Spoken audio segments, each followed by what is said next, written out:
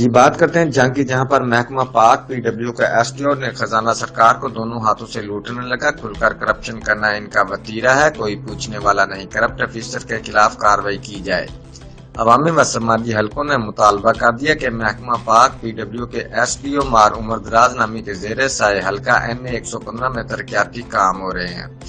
ساری grant corruption کی نظر ہونے لگی۔ دیدہ دنستہ طور پر ناقص مٹیریل کا استعمال سولنگ میں علاقہ مکینوں سے مٹی اور ریت ڈلوا کر سولنگ لگا دیا جاتا ہے، مگر وہ بھی دوم اور سوم اینٹوں کا، جبکہ ٹینڈر اول اینٹ کا دوسری جانب چک نمبر 168 کے جہانگیر خان سمور نمبردار نے کرپٹ ترین موصوف ایس ڈی او کے خلاف وزیر اعظم پاکستان، وزیر اعلیٰ پنجاب، کمشنر فیصل آباد، ڈائریکٹر اینٹی کرپشن فیصل آباد، ڈپٹی کمشنر جنگ کو تحریری درخواست بھی جمع کروا دی ہے، جس میں موقف اختیار کیا گیا ہے کہ میرے گاؤں میں مٹی کے ساتھ مکس ریت سولنگ کی اوپر ڈالی گئی 50 لاکھ کی سولنگ نالیوں کی گرانٹ کرپشن کی نظر ہو گئی ہے۔